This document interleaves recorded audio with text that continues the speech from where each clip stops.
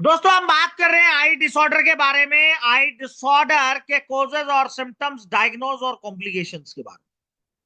तो आई disorder effect कर सकता है विजन को और डिस्कंफर्ट पैदा कर सकता है, और बहुत सी ऐसी कंडीशन है आई की जो ट्रीटेबल है और अगर वो अर्ली डिटेक्टेड हो जाए। लेकिन कुछ ऐसे कंडीशंस होते हैं जो परमानेंट विजन लॉस का कारण बन सकते हैं। और आज की क्लास में हम बात करने वाले हैं cataract, glaucoma, macular degeneration, diabetic retinopathy और एम्ब्लियोपिया। तो सबसे पहले हम बात करेंगे कैटरैक्ट। कैटरैक्ट एक clouding of natural lens of the eye. आंख के नेचुरल एंड्स पर क्लाउडिंग हो जाती है और लेंस का काम होता है हेल्प करना focus on the light on the retina of back of the eye. भाई लेंस क्या करता है, लाइट को एडजस्ट करता है जिससे वो फोकस कर सके रेटिना। अगर कैटरैक्ट हो जाता है तो पेशेंट का ब्लर विजन हो जाता है हेलोज अराउंड द लाइट होने के कारण, जिसके कारण पेशेंट को रात को देखने में प्रॉब्लम। कैटरैक्ट के कारण पेशेंट को ब्लाइंडनेस हो जाती है, और कैटरैक्ट एक वेरी कॉमन आई कंडीशन है जो बहुत से लोगों को प्रॉब्लम्स क्रिएट करता है। कैटरैक्ट कई मेडिकल कंडीशंस के साथ हो सकता है या कुछ मेडिकेशंस लेने के कारण हो सकता है। अगर कैटरैक्ट के बारे में हम बात करें तो कैटरैक्ट एज फैक्टर के कारण हो सकता है, अल्ट्रावायलेट रेडिएशंस के कारण हो सकता है, या फिर डायबिटीज, स्मोकिंग, या लंबे टाइम तक जो लोग दवाई खा रहे हैं, या किसी को आई इंजरी हो गई है तब हो सकता है। सिम्टम्स के बारे में अगर हम बात करें तो पेशेंट को ब्लर विजन हो सकता है, डबल विजन हो सकता है, हेलोज अराउंड द लाइट हो सकता है, और पेशेंट को फेडेड कलर की प्रॉब्लम हो सकती है। नेक्स्ट अगर हम बात करें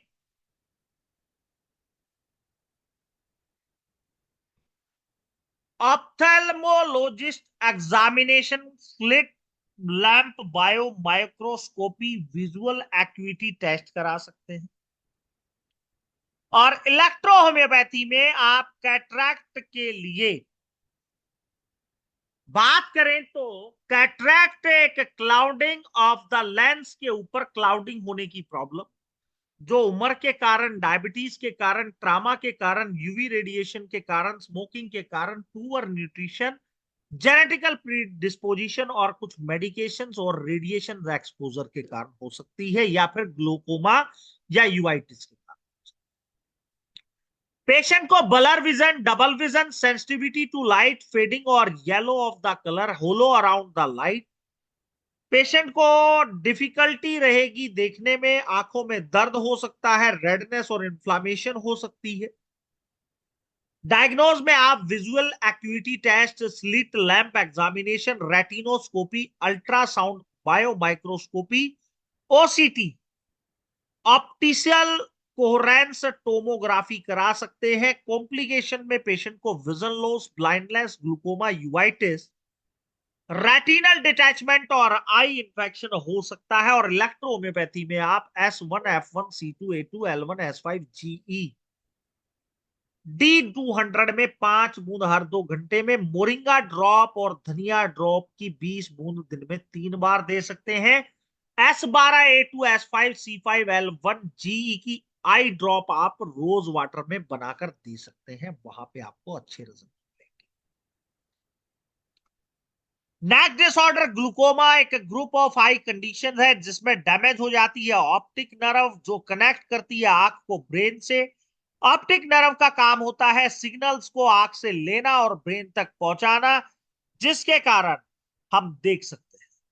अगर ऑप्टिक नर्व डैमेज हो जाएगी जिसके कारण पेशेंट को विजन लॉस होगा, बहुत से केसेस में ब्लाइंडनेस हो सकती है। ये कब होती है, जब प्रेशर होता है आंख के अंदर वो बिल्डअप हो जाए, तब ये हो सकता है। Most common type of glaucoma में हम बात करेंगे ओपन एंगल ग्लूकोमा। ये टाइप डेवलप होता है स्लोली, और पर्सन को सिम्टम्स नोटिस नहीं आते हैं अर्ली स्टेज में। अगर इसे अनट्रीटेड छोड़ दिया जाए तो ये विजन लॉस का कारण।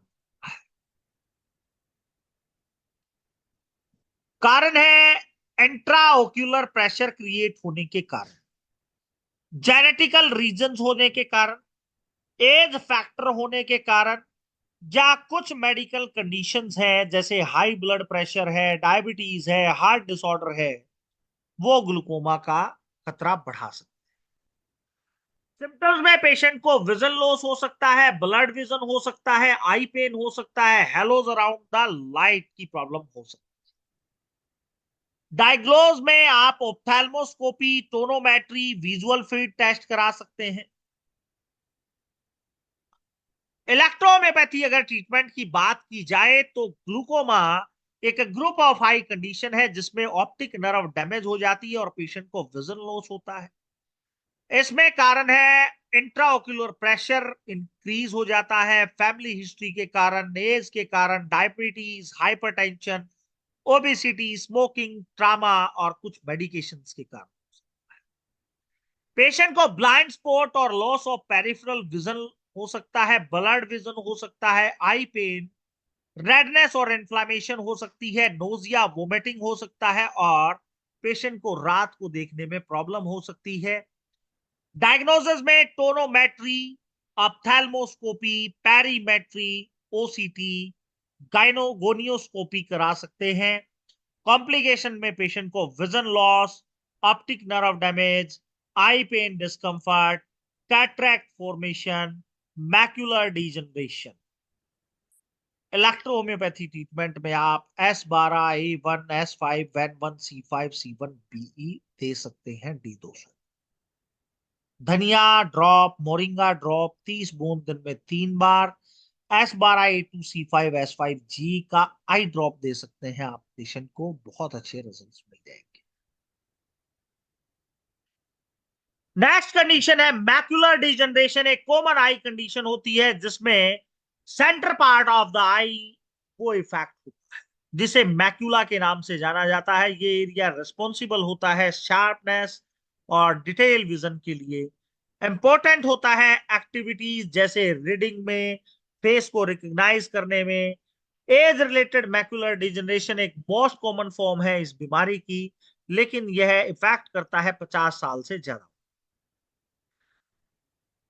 एज रिलेटेड मैक्युलर डीजनरेशन के कारण सेंट्रल विजन लॉस हो जाता है, जिसके कारण पेशेंट को देखने में प्रॉब्लम होती है। ये दोनों आंखों को इफेक्ट कर सकता है।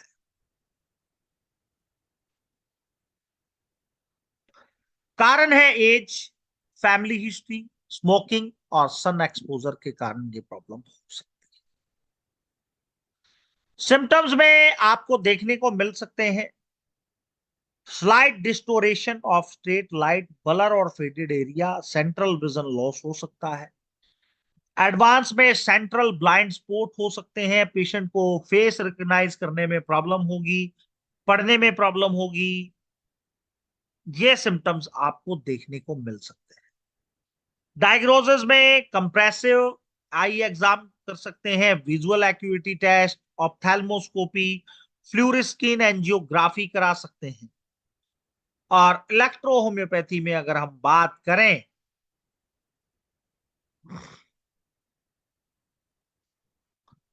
तो मैक्युलर डिजनरेशन एक ऐसी कंडीशन जिसमें मैक्युला इफेक्ट होता है। ये पार्ट होता है रेटिना का, रिस्पॉन्सिबल होता है सेंट्रल विजन के लिए।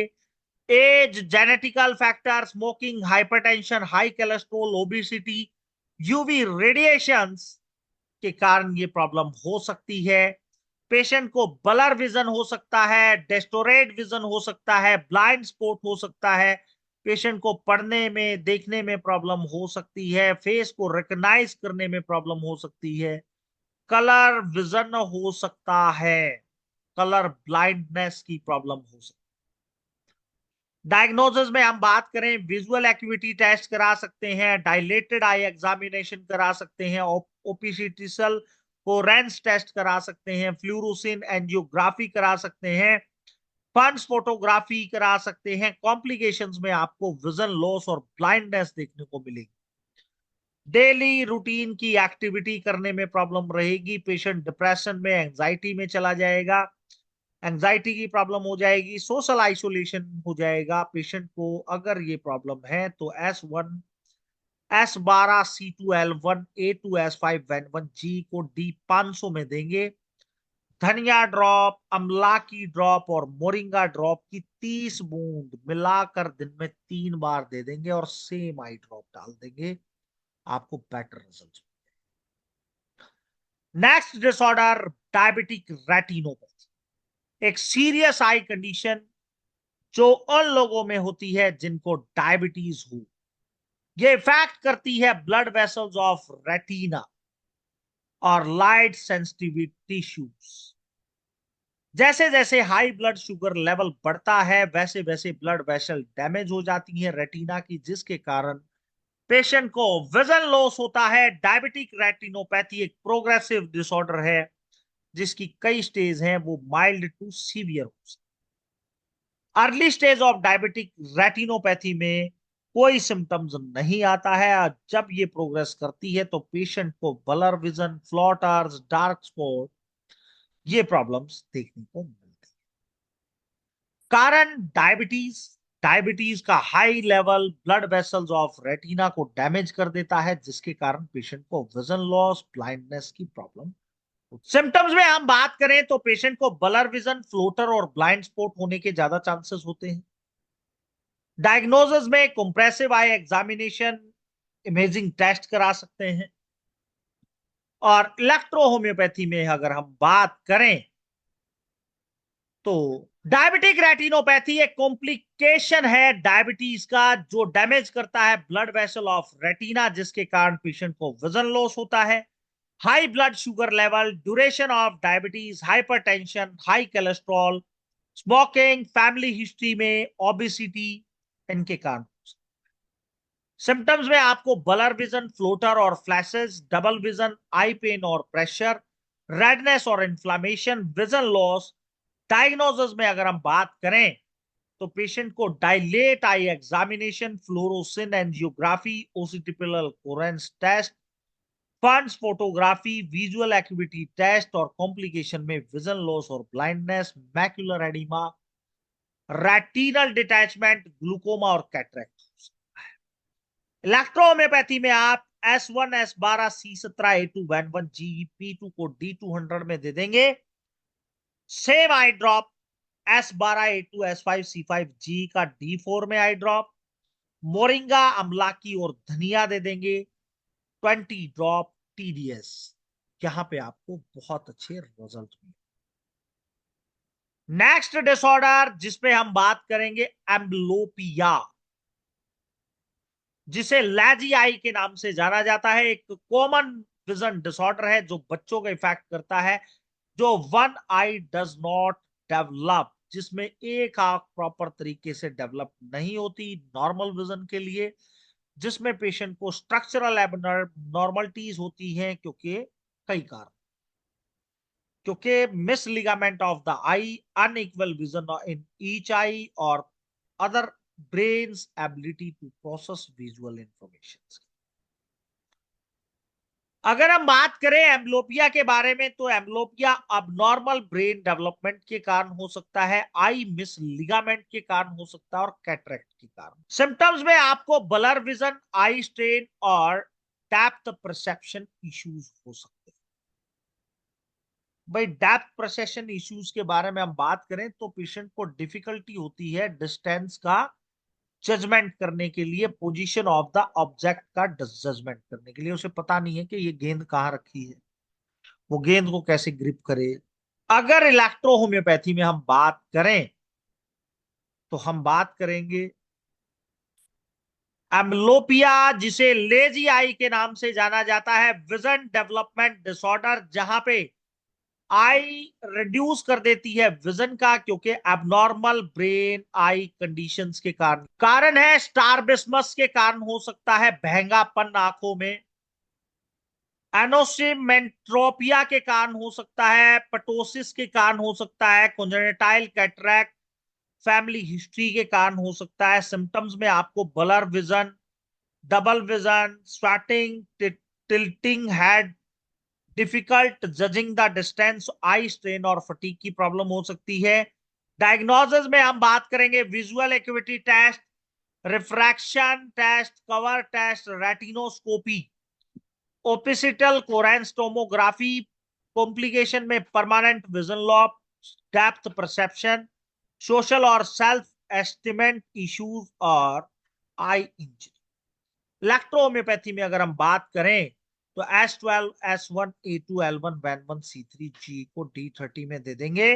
मोरिंगा ड्रॉप, धनिया ड्रॉप 40 बूंद दिन में 3 बार। S12, A2, S5, C5, G का आई ड्रॉप या फिर गद्दी दे देंगे आंखों के ऊपर, वहां पे आपको बहुत अच्छे रिजल्ट्स को मिलेंगे।